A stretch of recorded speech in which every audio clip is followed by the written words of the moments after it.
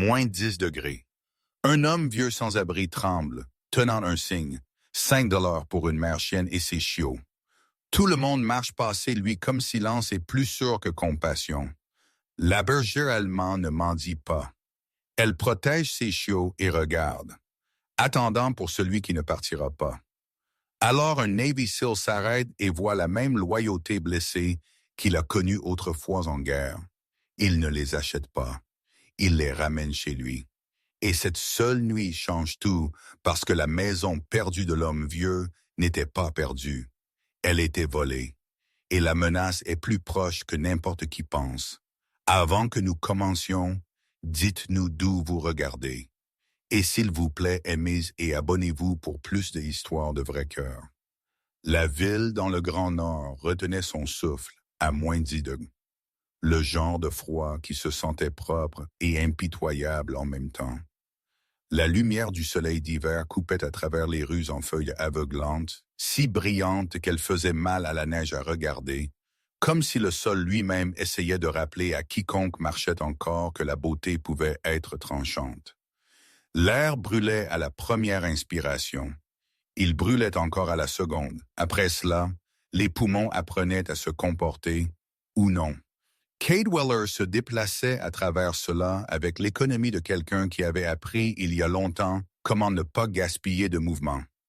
À 40 ans, il était grand et large d'épaules, sa carrure solide plutôt que voyante, le genre qui venait d'années d'entraînement discipliné poursuivi dans la vie civile par habitude plutôt que par ambition. Ses cheveux étaient bruns foncés, coupés en un soucoupe soigné qui n'avait jamais l'air accidentel, et son visage, rasé de près, anguleux avec une mâchoire forte, tenait une immobilité qui pouvait être prise pour du calme. Ses yeux étaient bleu-gris, enfoncés, toujours à l'affût, et quand il se posait sur le monde, il le faisait avec une distance prudente, comme s'il le mesurait avant de décider de s'approcher. Claude portait ce qu'il portait toujours quand il quittait la maison, un haut de camouflage ajusté à manches longues et un pantalon assorti dans des verres sourds, le tissu se tenant proprement aux genoux et aux cuisses comme un équipement destiné à fonctionner plutôt qu'à impressionner. Une ceinture tactique sombre encerclait sa taille, une pochette et un étui en forme d'étui à son hanche. Poids familier, réconfort familier. Des bottes militaires couleur sable, hautes à la cheville, craquaient sur la neige tassée.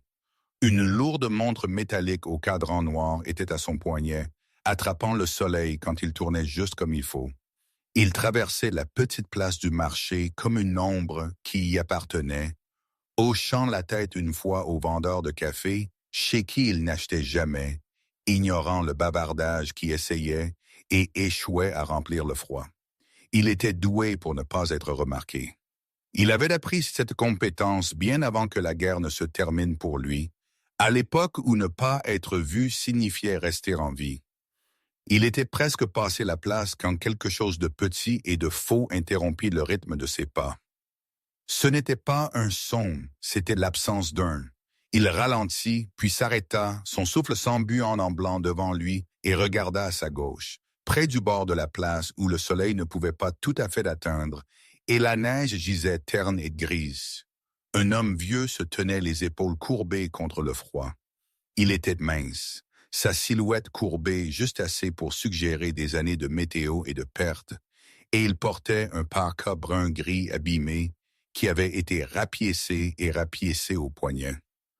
En dessous, un col roulé anthracite laissait transparaître effiloché au col.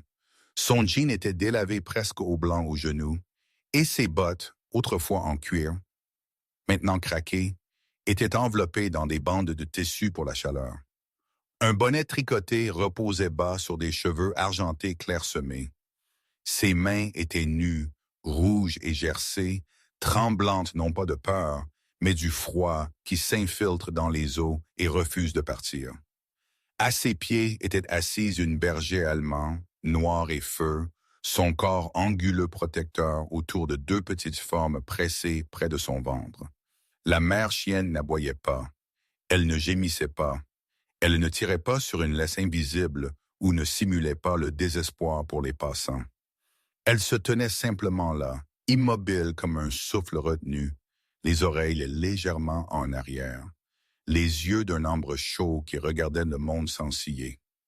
Les chiots, 3 ou 4 mois tout au plus, étaient blottis l'un contre l'autre, l'un plus rond et plus clair de couleur, l'autre plus sombre et plus réservé. Le plus clair bougea et laissa échapper un petit son indigné avant de se rendormir. Le plus sombre se pressa plus près de la mer, son nez caché sous sa poitrine comme s'il écoutait quelque chose sous le bruit de la rue. L'homme vieux tenait un morceau de carton alourdi par une petite pierre. Dessus, en lettres inégales formées par des doigts froids, il y avait 2 mots et un symbole. Singaldi. Cade resta là plus longtemps qu'il ne l'avait voulu. Il avait déjà vu de la mendicité. Il l'avait vu à l'étranger et de retour chez lui, en uniforme et sans, des mains tendues et des yeux qui apprenaient à regarder au-delà de vous. C'était différent. L'homme vieux ne demandait pas. Il offrait. Quand Cade rencontra son regard, l'homme leva légèrement le menton, un geste qui portait une dignité étrange et têtue. Ses yeux étaient pastel, d'un gris bleu délavé, fatigué mais pas vide. « J'ai besoin d'une bonne personne pour eux », dit l'homme. Sa voix était rude, non pas à cause de la boisson, mais à cause du temps et de la retenue. C'est tout. Cade regarda de nouveau les chiens. La mère déplaça son poids, se plaçant plus pleinement entre les chiots et lui, non agressive, juste claire. Il sentit quelque chose se serrer dans sa poitrine, une sensation familière qui n'avait rien à voir avec le froid. Il fouilla dans sa poche et en sortit un billet plié, le tint un instant, puis le plaça doucement sur le carton. Les yeux de l'homme vieux s'y posèrent, puis remontèrent. « Je n'achète pas », dit Cade, sa voix basse, régulière. Il repoussa le billet dans la main de l'homme. « J'invite. Une nuit, vous et eux au chaud. Le matin, vous pourrez aller où vous voulez. » L'homme vieux le regarda, la suspicion et l'espoir traversant son visage en succession rapide. Il regarda les chiens, puis de nouveau Cade. La mère chienne fit un demi-pas en avant, puis s'arrêta. Elle leva la tête et fixa Cade de ce regard ambre stable, comme si elle l'évaluait. Cade ne bougea pas. Il avait appris que les gestes soudains brisaient la confiance plus vite que le silence ne pourrait jamais le faire. La chienne le regarda dans les yeux pendant une longue seconde. Puis elle recula, pressant son flanc contre les chiots de nouveau. Ce n'était pas de l'acceptation, c'était la permission de continuer. L'homme vieux expira, un son qui exprimait plus de soulagement qu'il ne l'avait probablement voulu. « Walter Bryan, dit-il après un instant, comme si les noms comptaient de nouveau. Et elle, c'est Mercy. » Il hocha la tête vers la chienne, presque désolé. « C'est tout ce que j'ai. » Cade hocha la tête une fois. « Cade. » Ils ne se serrèrent pas la main. Ils n'en avaient pas besoin. Alors qu'ils commençaient à marcher vers la lisière de la ville, le froid sembla se rapprocher comme par curiosité. Cade marchait légèrement devant, ajustant son rythme au pas plus court de Walter, sans commentaire. Les chiots trébuchaient sur la neige inégale. Le plus clair tentant d'affirmer son indépendance en tirant devant avant de tomber dans une congère. Cade fit une pause automatiquement, une main à moitié tendue avant de se reprendre et de laisser Mercy s'en occuper. Elle le fit doucement, un coup de museau, une correction tranquille. Le chiot plus sombre, Nix, Cade l'apprendrait plus tard, pressa son oreille au sol un instant, puis leva la tête, incliné, comme si la terre lui avait dit quelque chose qu'il ne pouvait pas encore partager. Ils étaient à un pâté de maison de la maison de Cade quand cela arriva. Le petit moment qui déplaça quelque chose d'invisible. Un camion pétarada sur la route principale, le son aigu et soudain. Les épaules de Cade se bloquèrent, son souffle s'arrêta, une chaleur éclata dans sa poitrine avant que le froid ne se précipite à nouveau. Il ne cessa pas de marcher. Il avait appris à ne pas le faire. Mercy s'arrêta. Elle se retourna, se plaça de côté devant les chiots et attendit. Non pas que le son s'estompe, mais pour Cade. Ses yeux trouvèrent les siens, stables et présents. Cade força l'air dans ses poumons, lent et compté, et le monde s'élargit à nouveau. Le bruit de la circulation revint à sa distance appropriée. Mercy le regarda une seconde de plus, puis se retourna vers les chiots et continua. Ils atteignirent la maison sans parler. C'était un endroit modeste, en retrait de la route, les lumières éteintes, le lac au-delà gelé en une feuille pâle et ininterrompue. Cade déverrouilla la porte et fit une pause, la main sur la poignée. Ce n'était pas un homme qui croyait aux signes, il croyait au choix. Pourtant, il hésita, conscient du poids de cela, de la façon dont une porte ouverte pouvait altérer la forme d'une nuit ou d'une vie. Puis il tourna la poignée et s'écarta. L'air chaud s'échappa, portant le léger bourdonnement d'un chauffage et l'odeur faible de tissu propre et d'huile. Walter se tenait sur le seuil, les épaules tremblantes maintenant, non pas de peur, mais de l'absence soudaine de douleur. Mercy traversa la première, prudente et alerte, puis les chiots se précipitèrent après elle. Pip glissa légèrement sur le sol avant de retrouver sa dignité. Cade referma la porte derrière eux, le son doux mais définitif. Personne ne savait combien de temps durerait la nuit. Seulement que sans cette porte s'ouvrant, il n'y aurait peut-être pas eu de matin du tout. La porte se referma derrière eux avec un doux son final, le genre qui marquait une limite plutôt qu'un accueil. À l'intérieur, la maison gardait une chaleur prudente, non généreuse mais suffisante. Cade Weller resta un instant, le dos à la porte, les bottes encore aux pieds, laissant le bourdonnement régulier du chauffage remplacer le silence tranchant de la rue. L'espace était modeste et délibéré. Un salon étroit s'ouvrait sur une petite cuisine, chaque surface claire, chaque objet placé avec intention. Il n'y avait pas de photographie sur les murs, pas de décoration choisie pour le plaisir. Ce qui existait ici existait parce que cela servait d'un but. C'était la maison d'un homme qui comptait sur l'ordre, comme d'autres comptaient sur la prière. Cade bougea le premier, toujours le premier. Habitude aussi vieille que la mémoire musculaire. Il ôta sa veste de camouflage et la suspendit au crochet près de la porte. Le mouvement précis. « Vous pouvez vous asseoir là, dit-il, hochant la tête vers le canapé usé le plus proche du chauffage. Sa voix était égale, neutre, la voix qu'il utilisait quand il avait besoin de cacher les bords de lui-même. Walter Bryan hésita avant d'obéir, sa silhouette mince se pliant soigneusement alors qu'il s'abaissait. De près, l'homme vieux semblait encore plus abîmé par les intempéries qu'il ne l'avait été dehors. Des lignes profondes sillonnaient son visage, le genre sculpté par des années à plisser les yeux contre le soleil et le vent, et ses mains, maintenant tenues près de la chaleur, étaient gercées et gonflées, la peau à vif par endroits. Il regarda Cade avec une attention tranquille, comme s'il essayait de comprendre les règles de ce nouveau monde temporaire. Mercy n'approcha pas du canapé. Elle entra juste dans la pièce, puis s'arrêta, se positionnant carrément entre Walter et le reste de la maison. Son corps formait une barrière vivante, calme mais indubitable. Les chiots suivirent son exemple. Le plus clair, Pip, fit un cercle, glissa légèrement sur le sol, puis se blottit contre son flanc avec un souffle indigné. Le plus sombre, Nix, se pressa près, sa tête cachée sous la poitrine de Mercy, sa respiration lente et mesurée, les yeux mi-clos, mais alertes. Cade remarqua la façon dont les oreilles de Mercy s'agitaient à chaque son, la façon dont son regard le suivait sans accusation. Elle n'avait pas peur de lui. Elle évaluait l'environnement, marquait les sorties, écoutait les menaces. Ce n'était pas de la magie, c'était de la pratique. « Je le pense, » dit Cade après un moment, se retournant vers eux. « Juste une nuit. Je ne promets rien d'autre. » Il avait besoin de le dire à voix haute, besoin d'entendre la limite dans sa propre voix. Les promesses avaient du poids. Il l'avait appris à ses dépens. Walter hocha la tête. « Une nuit est plus que ce que nous avons eu depuis un moment, » répondit-il. Sa voix portait une trace d'humour sec, mince mais intacte. « Nous ne causerons pas de problème.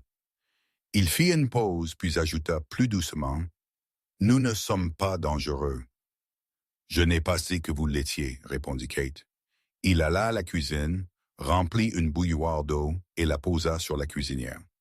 La routine le calmait. Il se déplaçait dans l'espace comme quelqu'un qui savait exactement où les planches craquaient, où ne pas poser le pied. Quand il revint avec 2 tasses ébréchées et une assiette de pain et de soupe juste assez chaude pour compter comme un repas, les épaules de Walter se détendirent par degrés. Mercy observait chaque mouvement, sa queue immobile, ses yeux suivant les mains de Cade. Ils mangèrent en quasi-silence. Walter prit de petites bouchées prudentes, comme s'il craignait que la nourriture ne disparaisse s'il bougeait trop vite. Cade mangeait debout, appuyé contre le comptoir, plus par habitude que par inconfort. Les chiots mangèrent en dernier, Pip avec enthousiasme. Nix avec une lenteur délibérée qui fit penser à Kate des soldats entraînés à ne pas se presser. Mercy attendit qu'ils aient fini avant d'abaisser sa tête vers la gamelle.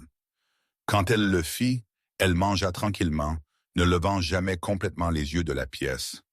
Ce fut Walter qui parla le premier, posant sa tasse vide à 2 mains. « J'ai eu une maison une fois, » dit-il, ne regardant pas Cade, son regard fixé sur un point au-delà du mur lointain. En ville, petite place, rien de spécial, mais elle était à moi. Sa bouche se serra brièvement. Un voisin m'a aidé quand je suis tombé malade. Holt Granger, assez amical, apportait de la soupe, offrait de s'occuper de paperasse. Il secoua la tête, le mouvement lent. Je lui ai fait confiance. Je n'aurais pas dû. Cade écouta sans commentaire, son visage illisible. Il avait entendu des versions de cette histoire auparavant. Noms différents, même fin. « Avez-vous quelque chose pour le prouver ?» demanda-t-il finalement. Les épaules de Walter s'affaissèrent. « Pas sur moi. Les papiers étaient dans la maison. Au moment où j'ai su que quelque chose n'allait pas, les serrures étaient changées. » Il leva les yeux alors, rencontrant ceux de Cade. Il n'y avait pas de supplique là, seulement une honnêteté fatiguée. « Je ne vous demande pas de réparer ce bridge. »« C'est bien, » répondit Cade, « parce que je ne répare rien. » Il le pensait. Il avait appris ce qui arrivait quand il essayait de porter les pertes des autres. Elles s'accumulaient vite. Dehors, une voiture passa sur la route, les pneus sifflant sur la glace. Mercy se leva aussitôt, son corps tendu, les oreilles en avant. Cade inspira lentement, délibérément, et expira. La chienne le regarda, puis se recoucha, son poids se posant sur les chiots comme une couverture. Cade remarqua l'échange, l'enregistra sans commentaire. La soirée s'étira. Les paupières de Walter devinrent lourdes, la chaleur rompant enfin l'épuisement. Cade sortit une vieille couverture et la drapa sur les épaules de l'homme vieux, prenant soin de ne pas le surprendre. « La salle de bain est au bout du couloir, » dit-il doucement. « Je serai dans la chaise. » Il désigna le fauteuil près de la fenêtre, déjà revendiqué par sa veste pliée. Les lumières s'éteignirent. Dehors, le lac gelé reflétait le clair de lune comme une feuille de verre. À l'intérieur, la maison retenait son souffle. Cade s'assit, les coudes sur les genoux, les mains jointes lâchement, les yeux ouverts. Le sommeil ne lui venait pas facilement. Il le faisait rarement. Il écoutait le rythme du chauffage, les doux sons de respiration du canapé. Sa poitrine se serra brièvement, une douleur familière s'enflammant et s'estompant. Il compta ses respirations jusqu'à ce qu'elles passent. C'est alors, quelque part après le milieu de la nuit, que le retour vint, calme et troublant. Mercy se leva sans bruit et s'éloigna du canapé, ses pas délibérés. Elle traversa la pièce et s'arrêta directement devant Cade, assez près pour qu'il puisse sentir la chaleur de son corps. Elle s'assit droite et leva la tête jusqu'à ce que ses yeux soient au niveau des siens. Elle ne grogna pas. Elle ne gémit pas. Elle le regarda simplement, inébranlable, comme si elle l'ancrait au présent. Cade sentit la pièce se rétrécir puis se stabiliser. Son rythme cardiaque ralentit. Ce qui s'était agité en lui recula. Après un long moment, Mercy se retourna et retourna à sa place à côté des chiots, s'enroulant autour d'eux une fois de plus. Cade resta immobile, secoué par la simplicité de cela. Il n'avait pas demandé d'aide. Il n'avait pas su qu'il en avait besoin. La chienne avait décidé autrement. Le reste de la nuit se passa sans incident. L'aube s'insinua, pâle et hésitante, la lumière se répandant sur la neige en fines bandes. Cade se leva avant les autres comme il le faisait toujours. Il se tint près de la fenêtre, regardant le monde reprendre forme. La ville semblait inoffensive à la lumière du jour, ordinaire. Il savait mieux. Derrière lui, Walter dormait encore, une main enroulée dans la couverture. Mercy était éveillée, les yeux ouverts, suivant le reflet de Cade dans la vitre. Les chiots respiraient à l'unisson, petits et réguliers. Cade ne les réveilla pas. Il se rassit dans la chaise et attendit, le poids de la nuit se posant sur lui. Il comprenait quelque chose maintenant qu'il n'avait pas compris la veille au soir. Il y avait des vies dans son salon qui ne savaient pas où elles seraient demain. Il ne savait pas ce qu'il ferait à ce sujet. Il savait seulement qu'il était éveillé et que la lumière était allumée. Le matin arriva mince et pâle, le genre de lumière qui se sentait hésitante après une nuit difficile. Le lac gelé au-delà de la maison de Cade Weller reflétait le ciel comme une feuille d'acier terne, et la ville semblait plus petite à la lumière du jour, assez ordinaire pour cacher ses bords plus tranchants. Cade conduisait les deux mains sur le volant, la posture droite, les yeux scrutant la route par habitude. Walter Bryan était assis sur le siège passager, emmitouflé dans le même Parker usé, les genoux inclinés vers l'intérieur pour faire de la place à Mercy, qui roulait basse entre les sièges avec les chiots blottis derrière elle. Pip regardait le monde défiler avec une merveille bouche ouverte. Nix restait immobile, le menton posé sur l'avant-bras de Mercy, les yeux mi-clos, mais attentifs. Cade n'avait pas invité à la conversation. Walter ne l'avait pas forcé. Le silence semblait mérité. Ils s'arrêtèrent d'abord à l'église parce qu'elle ouvrait tôt et parce que les gens y parlaient quand ils ne parlaient nulle part ailleurs. Le bâtiment était modeste, à clin blanc, les fenêtres étroites embuées par la chaleur, et sentait faiblement le vieux bois et le café. À l'intérieur, la gardienne, une femme d'âge moyen avec un sourire fatigué et des fleurs sur les mains, hocha la tête à Walter avec une reconnaissance qui surprit Cade. Elle ne demanda pas pourquoi il était là. Elle demanda seulement s'il avait chaud. Mercy attendait près de la porte, la posture détendue mais alerte, sa queue immobile. Cade remarqua comment les gens ajustaient leurs pas autour d'elle sans s'en rendre compte, comme si la pièce elle-même avait appris à lui laisser de l'espace.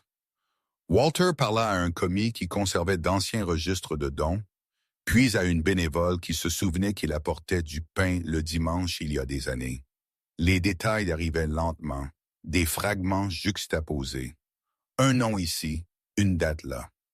Cade écouta, disant peu, son esprit assemblant des chronologies comme il l'avait toujours fait, cherchant les endroits où les bords ne se rencontraient pas.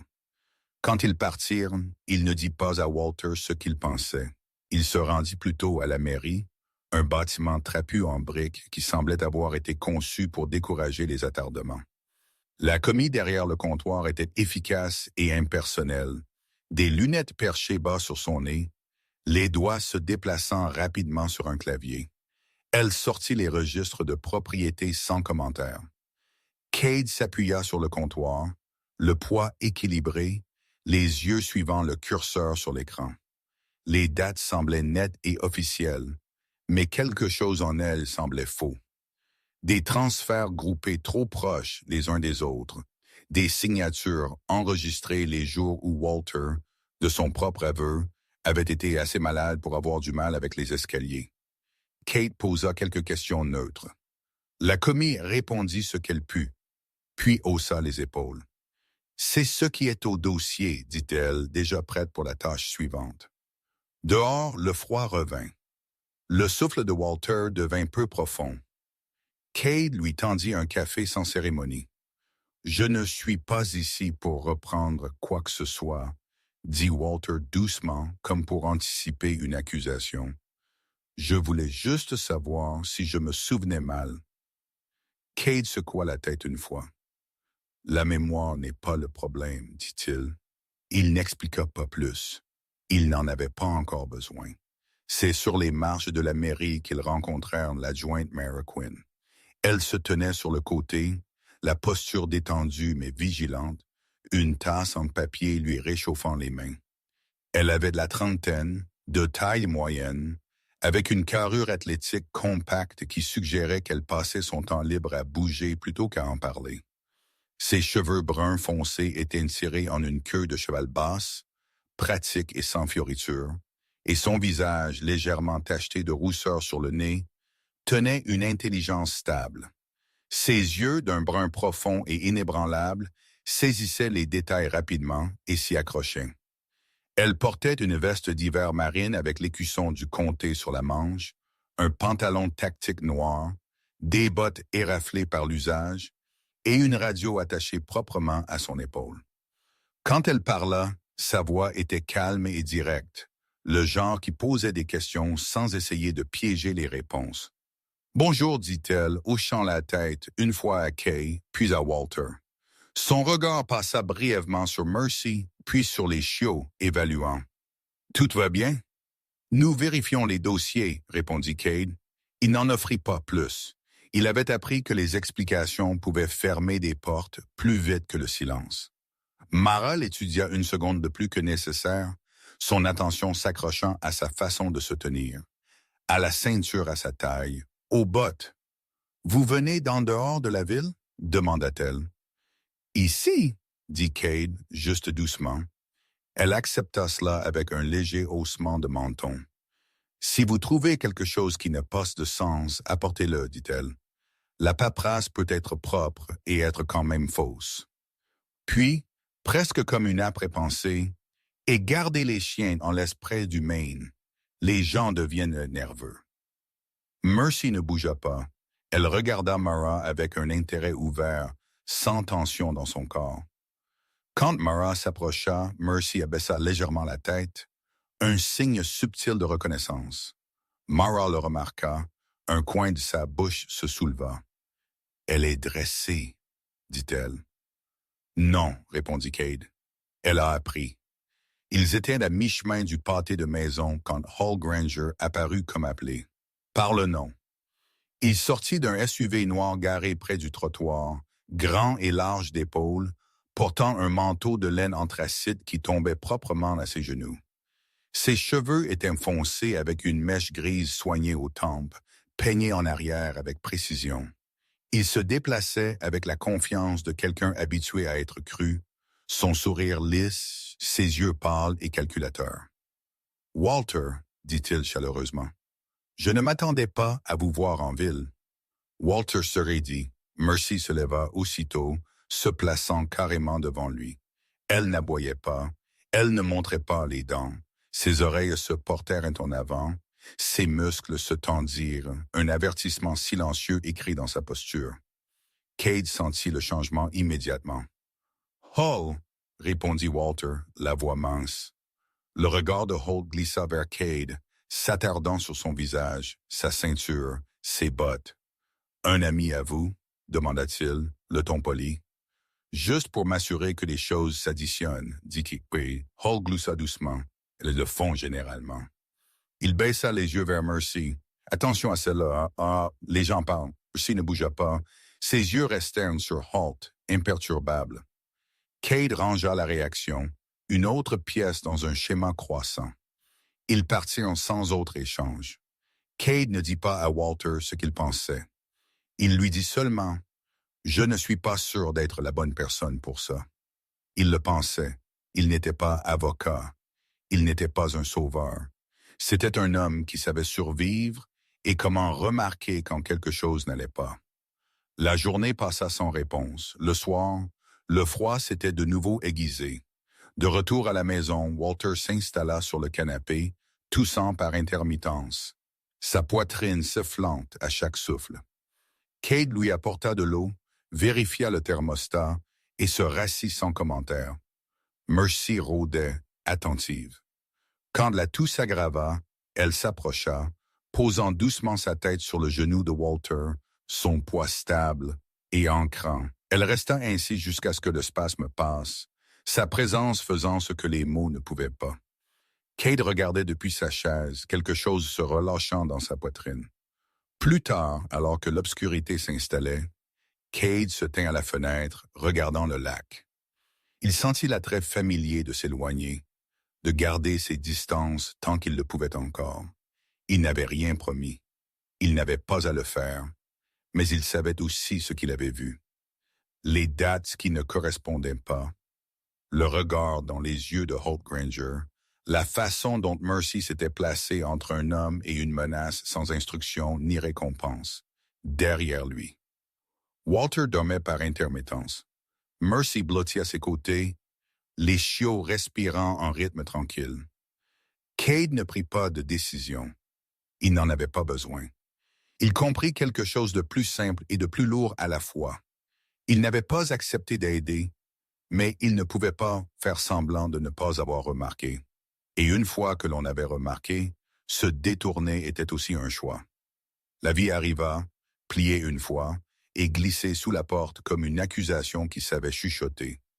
Cade le trouva en rentrant d'avoir fendu du petit bois au bord de la cour, son souffle fumant dans l'air vif. Le papier était mince, officiel, estampillé d'un sceau de comté qui signifiait que le temps bougerait désormais selon l'horloge de quelqu'un d'autre. Inspection de contrôle des animaux. Plainte déposée concernant des chiens agressifs non enregistrés. Disposition de sécurité hivernale invoquée. Cade le lut une fois, puis encore, sa mâchoire se serrant, non pas de colère, mais de reconnaissance. La pression s'annonçait rarement par des voix élevées. Elle arrivait avec des formulaires. Walter était assis à la table, les épaules courbées dans son manteau, les mains en coupe autour d'une tasse. Mercy était allongée entre la table et la cuisinière, le corps incliné pour couvrir les chiots. Pip rongeant le bord d'une serviette, Nix regardant la porte avec une concentration solennelle. Cade posa le papier là où Walter pouvait le voir sans le lui tendre. « Il a bougé », dit Cade. Walter hocha la tête comme s'il n'avait rien attendu d'autre. La loi, Cade l'apprit rapidement, avait des dents aiguisées par les saisons. Les ordonnances d'hiver permettaient une action plus rapide sous la bannière de la sécurité publique, surtout en ce qui concernait les animaux. Cade se rendit de nouveau en ville, cette fois non pas pour écouter, mais pour se conformer. Il enregistra une résidence temporaire pour Walter, signant en tant qu'hôte. Il remplit les papiers d'adoption au bureau du comté, le stylo se sentant trop léger dans sa main. À la clinique vétérinaire, il paya des examens et des vaccinations pour lesquels il n'avait pas budgétisé, comptant silencieusement pendant que Mercy endurait la table avec une patience stoïque. La vétérinaire, Dr. Ellen Price, une grande femme d'une 50aine d'années, aux cheveux gris-fer, tressés proprement dans son dos et des mains qui se déplaçaient avec une douceur exercée, vérifia les articulations de Mercy, écouta son cœur, murmura son approbation. « Protectrice », dit-elle, regardant les yeux de Mercy suivre chaque mouvement. « Non agressive », Cade hocha la tête. Il n'expliqua pas la différence. Il fit confiance à la femme pour la voir. Alors que Cade chargeait le camion devant la clinique, une sirène hurla quelque part au-delà de la place, puis s'arrêta brusquement. Mercy se figea à mi-pas, les oreilles levées, le corps immobile comme du bois sculpté. Les chiots se pressèrent. Cade sentit l'ancien réflexe monter, le rétrécissement, le besoin de cataloguer les sorties, mais il passa. Mercy expira lentement et se détendit seulement quand le son ne revint pas. Cade la regarda une seconde de trop. Il réalisa alors qu'elle ne réagissait pas à la peur. Elle mesurait la menace et le relâchement, lui enseignant la différence à nouveau sans mots. L'adjointe Mara Quinn le rencontra devant le poste plus tard cet après-midi-là, son manteau ouvert, son souffle ambreux en l'air. Elle tenait un dossier contre sa poitrine, ses cheveux s'échappant de son attache dans le vent. « Vous avez fait ce qu'il fallait, » dit-elle, jetant un coup d'œil à la paperasse. « L'accueil temporaire achète du temps. Ses yeux passèrent de la route du lac à la ligne lointaine d'arbres sombres. Le temps est ce qu'il déteste perdre. Halt, dit Cade. Mara hocha la tête. Il achète tranquillement de petites parcelles, excès au rivage, des gens qui n'ont pas d'avocat. Elle hésita puis ajouta, Walter n'est pas le seul. De retour à la maison, la visite du contrôle des animaux arriva avant le crépuscule. 2 agents entrèrent, leurs bottes grinçant sur le paillasson, des presse-papiers tenus comme des boucliers. Ils étaient polis, distants. Mercy se leva et se plaça entre eux et Walter sans un bruit. Cade parla calmement, montrant les étiquettes, les reçus, la signature du vétérinaire. Les agents prirent des notes. L'un d'eux, un jeune homme aux joues rouges et à l'habitude nerveuse de tapoter son stylo, rencontra les yeux de Cade et s'adoucit. « Semble en ordre, dit-il. Nous noterons la conformité. » Quand ils partirent, la porte se referma avec une finalité qui résonna plus longtemps qu'elle n'aurait dû. La nuit s'installa. Le lac devint noir. Cade s'assit à la table. Des papiers étalés en rangées soignées, pensant au dessert où les opérations échouaient, non pas à cause de balles, mais parce que quelqu'un avait signé la mauvaise page. Mercy fit les 100 pas une fois, 2 fois, puis s'allongea à ses pieds, son poids, en crainte. Walter regarda la flamme de la cuisinière, silencieux. « Je n'ai pas besoin de récupérer ma maison, dit-il soudainement. J'ai juste besoin de savoir que je n'ai pas été effacé. » Cade plia les papiers et rencontra ses yeux. « Je ne peux pas promettre une victoire, dit-il. Les mots sonnaient honnêtes, mais je vous promets que vous ne disparaîtrez pas. » Mercy leva la tête comme pour ponctuer le vœu, et les chiots s'installèrent, respirant à l'unisson. Dehors, le vent tourmentait les arbres. À l'intérieur, le choix avait été fait, non bruyamment, non héroïquement, mais avec de l'encre et de la chaleur et le refus de détourner le regard. La preuve ne s'annonçait pas comme les gens s'y attendaient. Elle ne brillait pas sous les empreintes de pas ou ne faisait surface avec une confession. Elle arrivait tranquillement dans des tiroirs qui n'avaient pas été ouverts depuis des années, dans des voix qui avaient appris à garder leurs histoires brèves, dans des dates qui se rapprochaient trop pour être une coïncidence. Cade apprit que la vérité, comme l'hiver, s'installait par couches. La première piste vint du sous-sol du bureau des impôts, une pièce au plafond bas qui sentait la poussière et le vieux papier. Un commis dirigea Cade et l'adjointe Mara Quinn dans un escalier étroit sans cérémonie. Le commis était un homme mince avec un dos voûté permanent et un cardigan effiloché au poignet. Le genre de personne qui avait appris à rester invisible. « Boîte 17 », dit-il, désignant les parcelles du lac prénumérique. Cade le remercia et se mit au travail. Il se déplaçait lentement, méthodiquement, les mains prudentes, les yeux alertes. Reçu, évaluation, note marginale écrite à l'encre qui s'était estompée à la couleur du thé faible. Mara regarda la chronologie s'assembler. Son expression se crispa, des transferts initiés avant les approbations, des pénalités annulées sans explication. Un motif qui n'avait pas besoin de crier pour être entendu. Ils trouvèrent le notaire ensuite à la retraite et vivant seul dans une modeste maison de plein pied près des pins. Son nom était Ruth Calder, fin 70, grande même avec l'âge pliant sa colonne vertébrale, des cheveux doux comme un nuage blanc tiré en un chignon bas. Sa peau était pâle et mince, les veines traçant des cartes bleues sur ses mains. Elle se déplaçait avec délibération, comme si chaque pas devait être négocié, mais ses yeux étaient vifs, amusés par les raccourcis du monde. « Les gens pensent qu'un tampon rend les choses vraies, dit-elle, versant du thé. Il ne fait que les rendre officielles. » Elle se souvenait de Walter. Elle se souvenait de la semaine où il avait été malade. Elle se souvenait des signatures que quelqu'un d'autre lui avait apportées. Elle se souvenait d'avoir refusé une fois. Puis ils sont revenus, dit-elle, la voix égale avec des papiers différents. Cade n'interrompit pas. Il ne le faisait jamais. Quand la vérité se faisait jour, il demanda des dettes.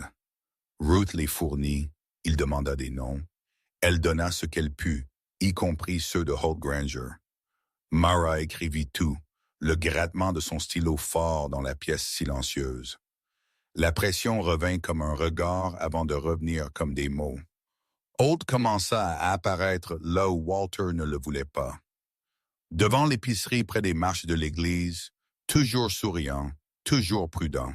« La ville change », dit-il une fois, ses yeux glissant vers les bottes de Cade. Dur de suivre. Walter cessa d'assister aux messes du dimanche matin. Les gens qui avaient autrefois hoché la tête détournaient maintenant le regard. Cade le remarqua. Il le remarquait toujours. À la maison, la tension bourdonnait comme un fil trop tendu. Cade pratiquait la patience comme il pratiquait la respiration, stable et délibérée. Mercy sentit la tension. Elle regarda Holt de loin une fois, quand son SUV était au ralenti au bord de la route. Son corps raidi, les oreilles en avant. Cade s'agenouilla et posa une main sur son épaule, s'ancrant pour qu'elle puisse s'ancrer aussi. « Doucement », murmura-t-il. Elle s'apaisa, bien que ses yeux ne quittassent jamais le véhicule. Cade comprenait le risque. Un mauvais moment et le mot « aggressive » serait écrit là où « protectrice » avait sa place. Cade copiait des dates dans un carnet quand Mercy se leva soudainement et se dirigea vers la fenêtre, la tête penchée, écoutant. Pas la route, pas la cour, mais quelque chose à l'intérieur de la maison. Pip trébucha sur ses propres pattes, poursuivant Nix, glissant contre le pied de table avec un bruit comique qui rompit le charme pendant une seconde. Cade sourit malgré lui. Puis il l'entendit. Le léger grincement du porche arrière, non pas à cause du poids, mais du bois froid qui se contractait. Les poils de Mercy ne se hérissèrent pas. Au lieu de cela, elle s'assit calmement, les yeux fixés sur la porte. Cade réalisa qu'elle lui disait non pas un danger, mais le moment opportun. Il attendit. Le son passa. Plus tard, Mara appela. « Holt a déposé une requête pour accélérer, dit-elle. Nous sommes proches. » Les jours se brouillèrent. Cade n'était pas avocat, il ne prétendait jamais l'être. Il apportait de l'ordre. Il traçait une ligne claire à travers le désordre. Il recoupa les dates avec les bulletins météo, les registres hospitaliers, les fermetures à cause de la neige, tout ce qui plaçait les corps là où les signatures affirmaient qu'ils étaient. Walter toussa moins. Il mangea plus. Il commença à raconter des histoires qu'il n'avait pas racontées depuis des années. À propos d'un jardin au bord du lac, d'une chaise qu'il avait réparée et réparée encore. Les chiots devinrent audacieux, transformant la tension en gag avec des sprints maladroits et des aboiements dépareillés. Une fois, Nix glissa sur le tapis de la cuisine et atterrit sur le dos, stupéfait, puis éternua comme s'il était embarrassé. Même la gueule de Mercy s'adoucit, le coin se levant le temps d'un battement de cœur. Cade sentit la maison respirer. Mara apporta la mise à jour au crépuscule, ses bottes résonnant sur le porche. Elle semblait fatiguée mais stable, ses cheveux s'échappant à nouveau de son attache. « Nous avons assez pour geler les transactions, » dit-elle, la voix basse. « Pas assez pour y mettre fin. » Cade hocha la tête. Il avait connu la forme de cette phrase avant qu'elle n'arrive.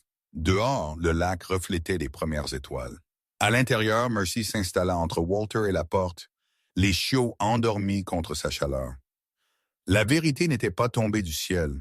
Elle avait été recueillie pièce par pièce avec patience, et elle était enfin assez lourde pour compter. La salle d'audience était plus petite que ce que Cade attendait, un espace municipal construit pour des litiges de zonage et des arguments de déneigement, non pour le règlement silencieux de la vie d'un homme.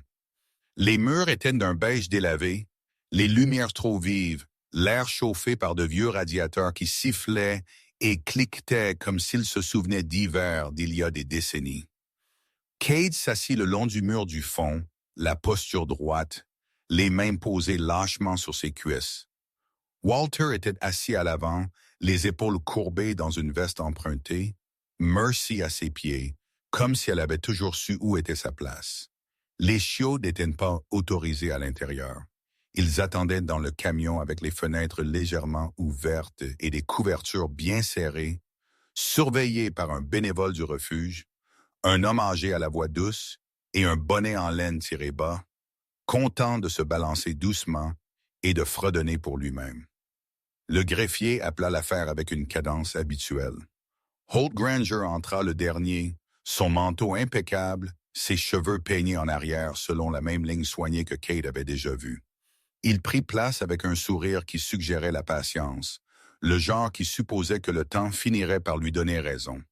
Son avocat était assis à côté de lui, un homme grand d'une quarantaine d'années, au visage étroit et à la barbe soigneusement taillée, les yeux vifs derrière des lunettes sans monture.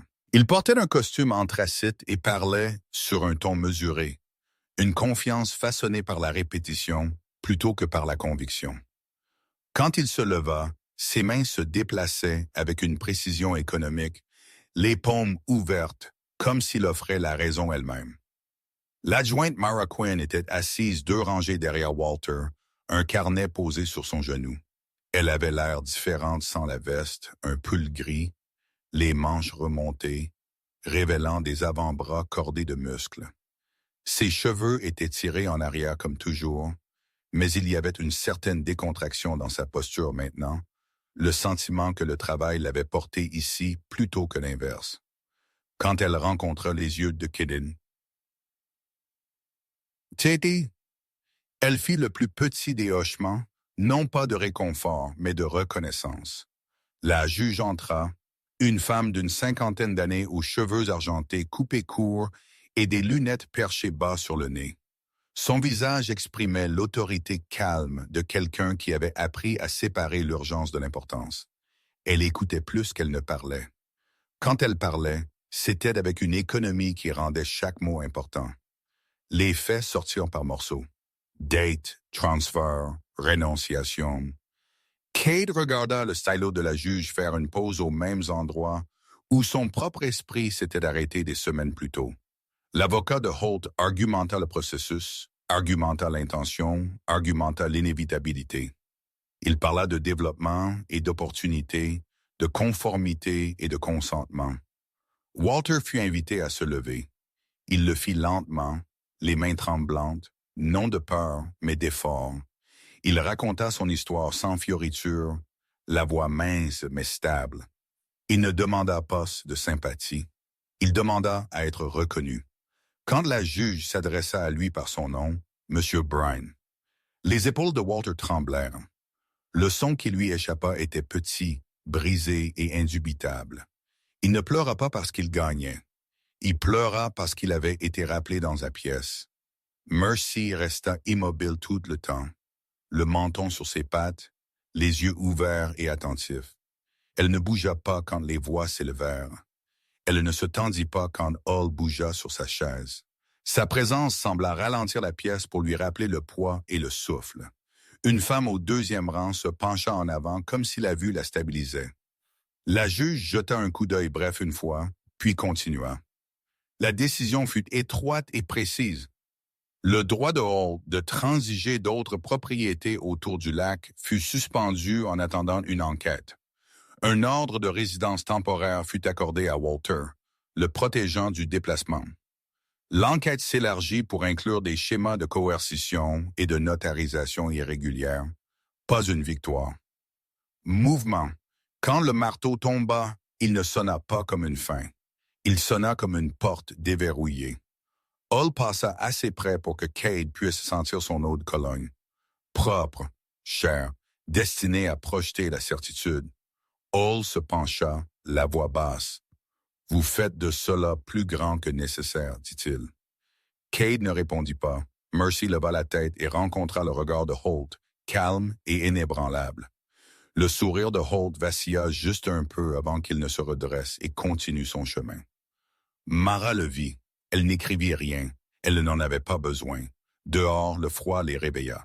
La neige crissait sous les pieds. Les journalistes n'étaient pas venus. La ville réservait sa curiosité pour les jours plus chauds. Walter se tenait sur les marches, clignant des yeux vers la lumière, comme s'il s'attendait à ce que le sol se déplace sous lui. Cade posa une main stabilisatrice sur son coude, puis lâcha prise. Il avait appris quand tenir et quand faire confiance à l'équilibre qui revenait de lui-même. Ils rentrèrent chez eux en silence. Le lac reflétait le ciel en bande pâle.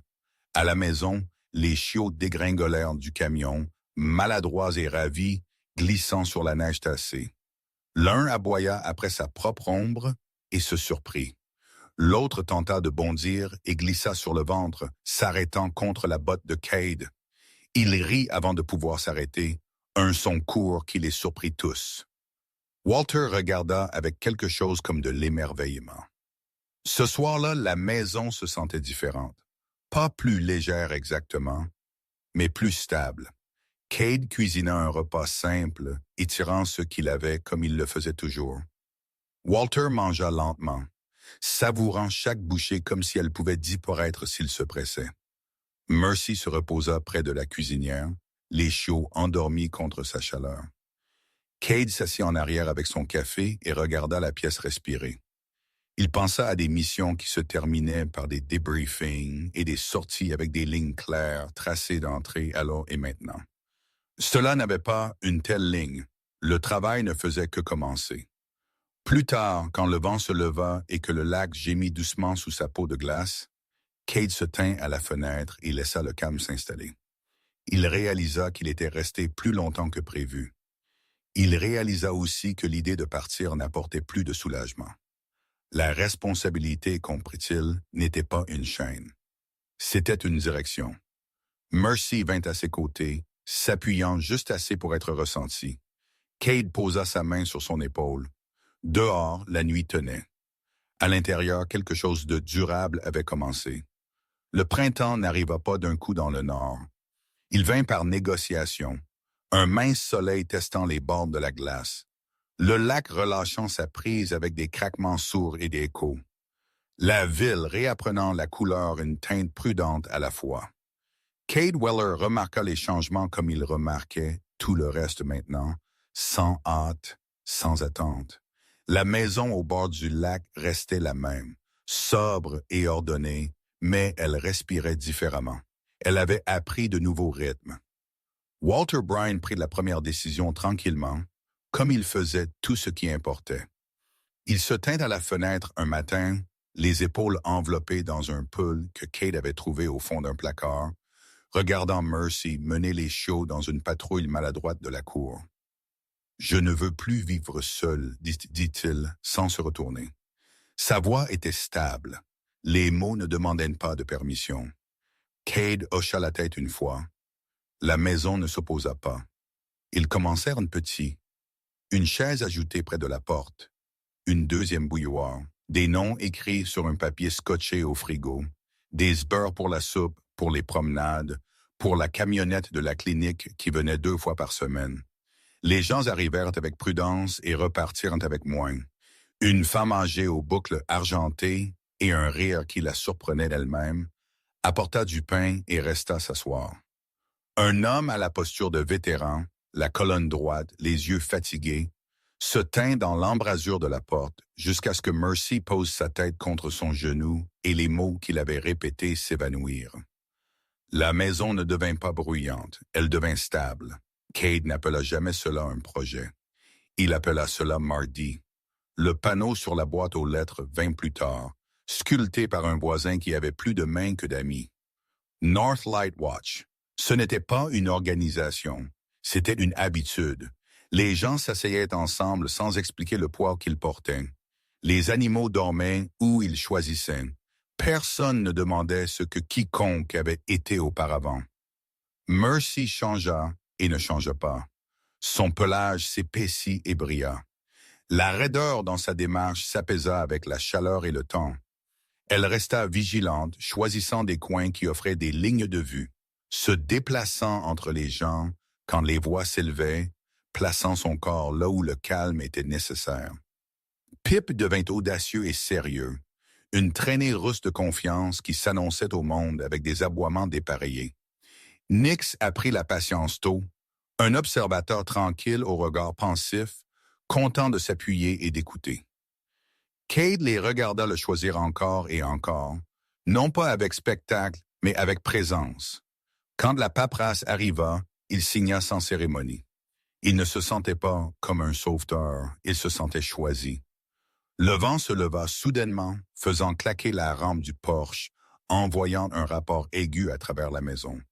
Cade se réveilla comme il le faisait toujours, trop vite, le cœur déjà en mouvement. Il s'assit, le souffle peu profond. Mercy était là avant la deuxième pensée, ne grimpant pas, ne s'entassant pas, se plaçant simplement à portée de vue. Elle ne le toucha pas. Elle respira. Les chiots s'agitèrent puis se rendormirent. De l'autre côté de la pièce, Walter toussa une fois et continua de dormir. La tempête passa sans incident, mais Cade resta éveillé, se stabilisant, réalisant la différence entre la vigilance et la peur. Il ne comptait pas ses respirations. Il suivait celle de Mercy. Le matin arriva doux et gris. Cade prépara du café et trouva Walter à la table, les mains jointes autour d'une tasse. « Vous restez », dit Walter comme pour confirmer un bulletin météo. Cade sourit faiblement. « Je sais. » La ville le remarqua finalement, non pas avec des banderoles ou des excuses, mais avec des habitudes changées. Les gens qui avaient traversé la rue cessèrent de traverser. La commise au bureau des impôts apporta des dossiers supplémentaires et resta écoutée. L'adjointe Mara Quinn vint lors de ses jours de congé, les cheveux détachés, la veste échangée contre un pull, son rire plus facile maintenant qu'elle ne portait plus l'affaire seule. Elle ne dit jamais qu'elle était fière. Elle n'en avait pas besoin. Quand elle partit, elle gratta Mercy derrière l'oreille et hocha la tête à Kay. Reconnaissance. Cade avait encore des nuits qui s'étiraient. Il ne prétendit pas le contraire. Il se réveillait parfois avec l'écho d'ordre dans ses oreilles, avec le sentiment que quelque chose avait mal tourné loin et qu'il aurait dû savoir. Mais maintenant, quand il s'asseyait, il y avait des yeux dans l'obscurité qui rencontraient les siens sans jugement. Il y avait un poids contre son tibia. Il y avait une maison qui ne demandait pas d'explication. Walter retrouva sa voix dans de petits endroits. Il répara une chaise et la répara encore juste parce qu'il le pouvait. Il apprit à Pip comment attendre au seuil. Il raconta des histoires près du poêle, non pour être cru ou corrigé, juste pour être entendu. Quand il riait, cela le surprenait à chaque fois. Northlight Watch ne sauva pas la ville. Elle n'en avait pas besoin. Elle fit une table où les gens pouvaient s'asseoir. Elle fit une pratique de rester. Cade regarda le lac s'ouvrir pleinement, regarda la glace se rendre sans drame et sentit quelque chose comme un accomplissement qui ne demandait pas d'applaudissements. Lors de la dernière soirée froide de la saison, Cade se tenait sur le porche avec Mercy à ses côtés, les chiots luttant à leurs pieds, Walter à l'intérieur fredonnant faux. Les étoiles sortirent une par une. Cade pensa à la question que le destin posait depuis que les premiers 5 d'or avaient changé de main. Il y avait répondu sans discours, avec de la soupe et des signatures et de la patience. Parfois, la destinée n'arrive pas pour sauver qui que ce soit. Elle arrive pour demander une chose plus tranquille. Resterez-vous? Cette fois, Cade resta. Parfois, le miracle n'est pas le tonnerre dans le ciel ou une porte s'ouvrant soudainement dans la bonne direction. Parfois, Dieu répond de manière plus discrète. Une main qui choisit de rester. Une pièce chaude offerte la nuit la plus froide. Un animal loyal qui veille quand un cœur humain oublie comment se reposer. Dans la vie quotidienne, cela peut sembler presque ordinaire. Faire un bol de soupe supplémentaire. Appeler quelqu'un que vous n'avez pas vérifié depuis trop longtemps. Écouter sans essayer de tout réparer. Donner de la gentillesse quand personne n'applaudit. Mais le ciel a toujours aimé les petites fidélités. Ce qui semble être juste une bonne décision peut devenir le début du sauvetage de quelqu'un, y compris le vôtre. Si cette histoire a remué quelque chose en vous, laissez-le devenir plus qu'un sentiment qui s'estompe. Partagez-la avec quelqu'un qui pourrait porter un hiver tranquille à l'intérieur. Laissez un commentaire et dites-nous d'où vous regardez ou racontez-nous un moment où la gentillesse vous a trouvé quand vous vous y attendiez le moins. Et si vous voulez plus d'histoires de loyauté, de rédemption et du genre de courage qui se manifeste dans la vie quotidienne, abonnez-vous à la chaîne et restez avec nous. Que Dieu veille sur vous, que Dieu veille sur vous et votre maison. Qu'il mette la paix dans votre esprit quand les nuits sont longues, la force dans votre corps quand les jours sont lourds, et des gens aimants à votre porte quand vous en avez le plus besoin. Où que vous soyez, puissiez-vous ne jamais